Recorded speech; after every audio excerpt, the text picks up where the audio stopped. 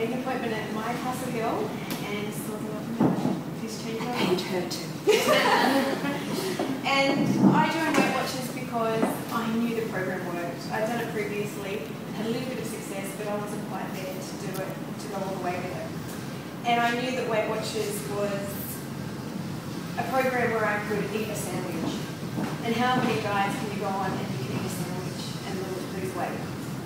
So with that, I joined and weighed in at 106.2 kilos. And I was so ashamed of getting to that weight. It was a horrible time. But my defining moment was actually this photo. It was a christening, my godson's christening, and it was a family photo. And when I saw me standing there holding a little boy, I was so ashamed and I was sickened by that photo. And I thought, I need to do something about that. So I, as I said, went to Weight Watchers, met with Melanie, and we worked through our goals, and we did the 5% and the 10%, and we're happy. And she very politely writes down that I could weigh between 50 and 62 kilos. And I just laughed. I said, isn't she sweet? I can weigh 62 kilos. She's such a treasure. But I didn't even put that to the back of my mind. I left it there on the card thinking, and I worked and I focused on other goals. And the goals that meant something to me was reaching 90 kilos, which was 15 kilos down. So 5 kilos is good and 10 kilos is better. But 15 kilos, people start to notice and you start to feel better and your clothes look better and those types of things. And then after that, I kept going and I got to 85 kilos. And that was really special to me because that was the lowest I'd been since being a mum. So I felt like I could play with the kids better and it wasn't as hard to get up and down off the floor and it was just a little bit easier. And then I kept going and I got to 80 kilos. And when I first met Melanie, I said, I want to be 81 kilos by the time I'm 31 years old. And she very quietly again said, that's unrealistic. You're not going to do that.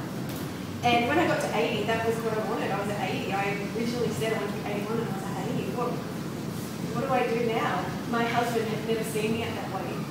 It was really cool because I was actually lower than him, which was, a bonus. So yeah, what do I do now? Do I stop? No, don't stop. It's working. Keep going. That's 62. And then I thought, okay, well, I got to 80. Let's see if I can get to 70. And in October 2011, I did. I got to 70. And that was what I weighed in high school. So I was really stoked. I weighed 70 kilos. I had 2 kids. And that's what I weighed in high school. So I was pretty excited. Then September last year, I bought a size 12. Like, foreign to me. And then the month after that, October 2011, I reached 68.6 kilos. And that was a little bit hard to cope with, actually, because I don't weigh 68.6 kilos. This girl, she can't weigh 68.6 kilos. Other people weigh that. That girl in the cute jeans, the nice boots, she weighs 68.6 kilos. Not me. I'm fat. Then on the 16th of February this year, first time ever, I bought a size 10. I don't think I've been in size 10 since I was about 10 years old. And I just have to say that, is that a ta-da moment? Yeah? That's one where we go, ta-da! Size 10, congratulations. I was sure that they were size wrong. No, they're size wrong. But the way I was able to get there was by prioritising. And one day I was just at home and Oprah was on, everybody watches Oprah. And she was talking about priorities or something. I wasn't really watching, it was just on. And she said something about all mums need to have priorities. And you really need to list your priorities and what's important to you. So without thinking, I wrote down my top 3 priorities. Then I got distracted with the kids and everything, what have you. Come back, look at my list of priorities. And it said, number 1, me and my weight loss. Number 2, Matt and the kids and their happiness and their health. And number 3 was the house and the finances and stuff like that. Straight away, without thinking, I scratched up that piece of paper and I couldn't do it. Because I was so ashamed that I had put my darling little children second on my list. And I put me selfishly first. And that was really hard for me to come to terms with, the guilt of thinking that I'm such a bad mother. I don't care about my children. And that wasn't it at all. I I was just focused on improving myself so that I could then improve their lives by being happier and healthier. And I remember speaking to Melanie about it. She's going, well, that's good. That's how you've done it. That's why you've lost weight. So if you ever think that you're putting yourself before your kids, that's good. You need to do that so that you can then be a better person for them.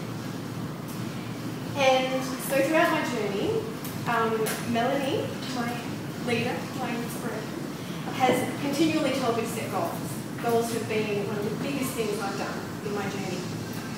And one goal I set was to run around the block. That's always fun, to think that you can run around the block. So I write it down on my list and I achieved everything else on the list except run around the block. And Melanie says, so on the next list, running around the block goes to number 1. What? You're still going to make me do it? I thought, you know what, I'm just going to get rid of this goal. Tick it off, get rid of it. So I did it. I ran around the block.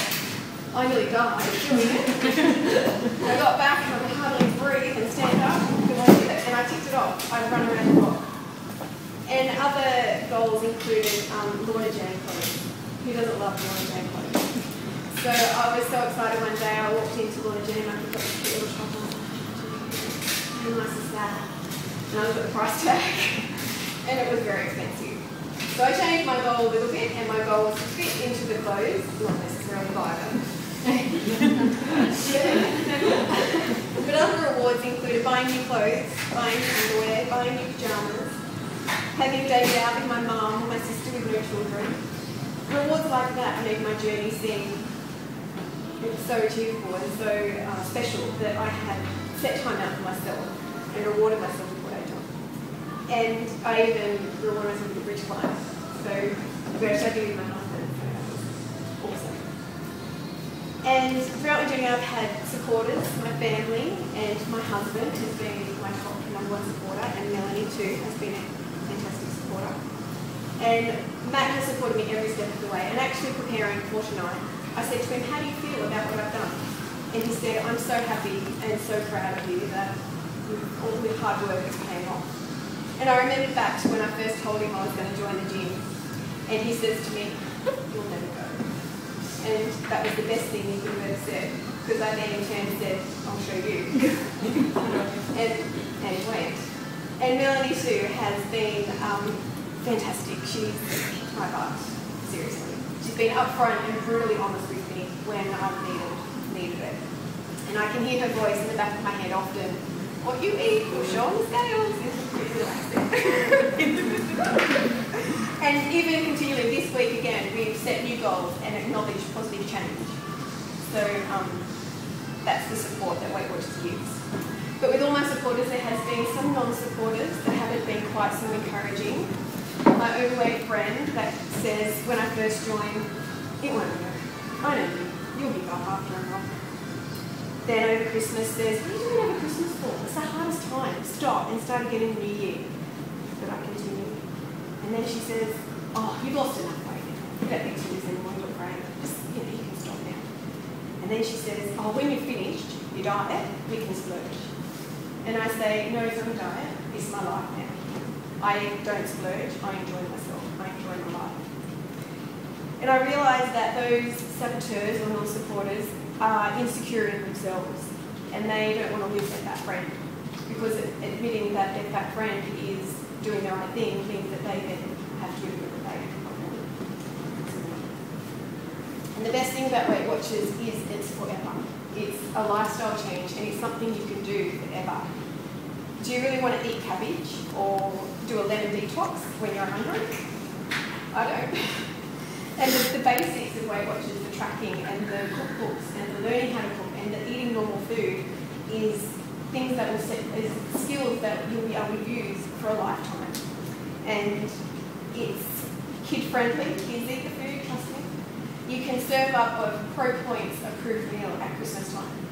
It's that flexible and fantastic.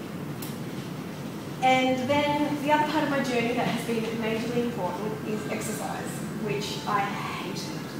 I dreaded it. It was horrible. Who likes exercise? I'm crazy. And the gym was such a foreign place. I I would rather be buried alive than go to the gym. But I did it. And in the beginning, I actually exercised 45 minutes a week. 40 minutes a week. But then a pattern started. And the more I exercised, the more weight I lose. And so on I went, okay, I'll join the gym. I can go there when it's raining, you know. And slowly I started just walking the treadmill and doing a few weights and everything, and then all of a sudden I started to enjoy it. I know, baby, enjoy the gym. What's that about?